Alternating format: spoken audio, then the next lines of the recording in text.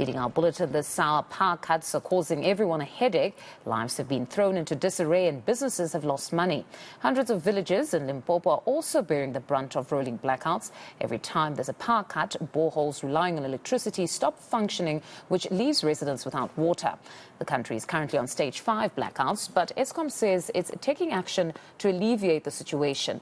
eNCA reporters are out and about seeing how people are coping with the power cuts. Aviwe Mtila is on the streets of Johannesburg while Moloko Moloto is in Limpopo. But we start off with Aviwe. Good morning, Aviwe. What are residents here in Joburg saying about the stage 5 power cuts this morning?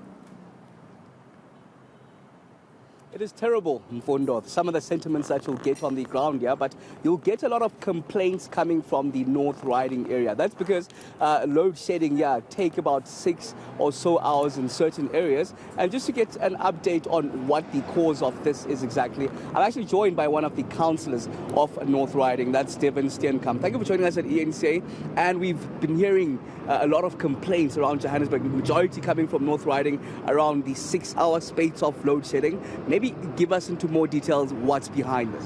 Yes, thank you. The reason for the 6-hour feeling that the residents are getting is because of stage 6, 5 and 6. As normally you have 4.5 hour schedule slots. But what is happening at the Olivedale substation as well as Copen substation is that Eskom supposed to be switching those substations on remotely for block 10, but the circuit breaker switch is not working at the moment, so now we have to rely on Eskom operators to go to the substation and flip the switch.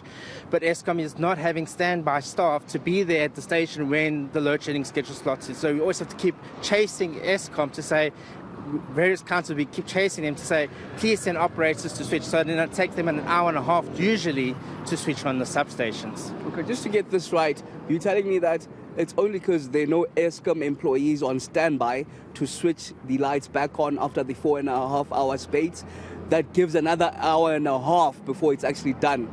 Yes, that exactly is true, because it's really unfair for the residents, because now they're getting actual 6 hours instead of 4.5 when they were supposed to be.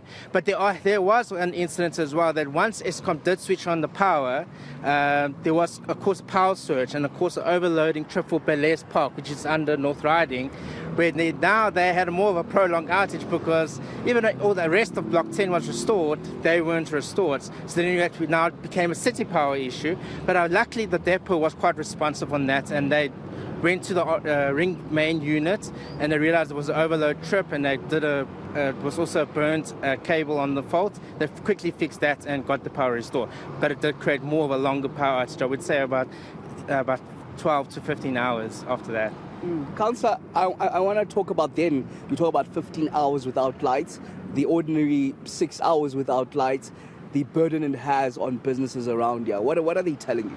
So I get a lot of calls from business owners and various other councillors as well, like Ralph Bukker and Mark van der Merwe. They all tell me that the business tell them that they want to close shop and they want to actually look to an area where it's not impacted by outages and vandalism and theft and stuff. So this is like an actual economy disaster area because the businesses just want to close shop. Because they're struggling to survive and make ends meet.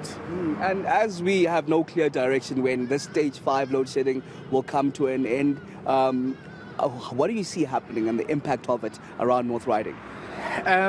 Well, we heard that the President is going to be coming back today to try and resolve Eskom's issues. And we hope that at least then that by end of this week or even by tomorrow that we can have no more load shedding, because no councillors and residents are suffering terribly because of this. So if there was just a way to ensure that there's stability in the country, that will make everyone's livelihoods better. All right, thank you very much, Councillor. Hopeful there that the President will resolve this issue with immediate effect, given that North Riding experiences at least 6 hours to, as we heard, some 15 hours without lights here. Dire impact to business, for example, with many of them wanting to close shop. But we also heard that's the result of incompetence from the Eskom staff, who just can't even switch up lights after the 4.5 hours that they're supposed to switch up manually here in North Riding. Very concerning, Aviwe. But let's rope in now Moloko Moloto, who's monitoring the stage 5 situation in Limpopo for us. Moloko, good morning. We understand that the situation is quite dire for those living in villages in Limpopo. They're not only without electricity, but also without water. Good morning, Fundo. Yes, while a lot of South Africans would justifiably be annoyed with the inconvenience that comes with lack of electricity, for instance, motorists, when they have to navigate those roads where there is no, the robots are not working, but also in some instances, people who would then have to make alternatives if they do not have electricity in their homes to cook. But there are some people who suffer even more when there is load shedding. We have seen the Mogalakwena local municipality in the town of Mokopane in Limpopo province last night issuing a media statement essentially alerting the residents both in the suburbs, in the township, but also in over 100 villages here, cautioning them that load shedding affects their ability to provide water to all these areas. In a lot of villages, the municipality says they rely, Mfundo, on boreholes. And when there's no electricity, even for an hour or two, they are not able, therefore, to pump water. And as a result, they are not able to fill up the reservoirs, and it becomes a problem. People, even in suburbs, they also have to wait for the water tankers, and they say as a municipality they simply don't have enough tankers to be able to meet the needs of all the residents in the town. But also other services. I was just talking to another person today who are saying, look, even in court, when there's load shedding, the court has to stop. Proceedings have to stop. But let me bring into this conversation this young man who is a youngster, a resident of this town. He just walked out of the municipal chambers behind him. Tato, thank you so much for making time. Just tell us in a nutshell how you guys are affected by load shedding.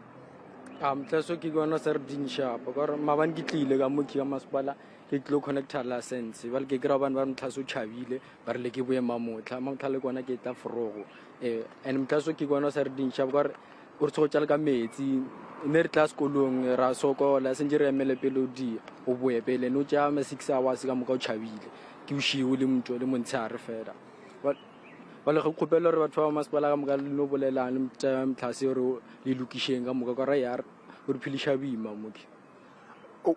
Well, Mfundo, thanks very much, Tado. The young man is basically saying that he yesterday came to the municipality to collect his driver's license. He just got his driver's license for the first time. He's 19 years old, and he's saying that he had to go back because the municipality could not provide such services because it had to close doors due to load shedding. But also he's complaining that as school-going people, they have to. The inconvenience is just so much because it is becoming difficult to have to face cold water every time when they have to go to school. And he's just pleading with the authorities, the powers that be, to intervene and sort out this problem. Fundo? No, it's certainly very, very worrisome and very inconveniencing to both students and the economy broadly. Moloko, thank you very much for that update. That's a reporter, Moloko Moloto, out in Limpopo. And a bit earlier on, we spoke to senior reporter Mtila, who's been monitoring the situation here in Johannesburg.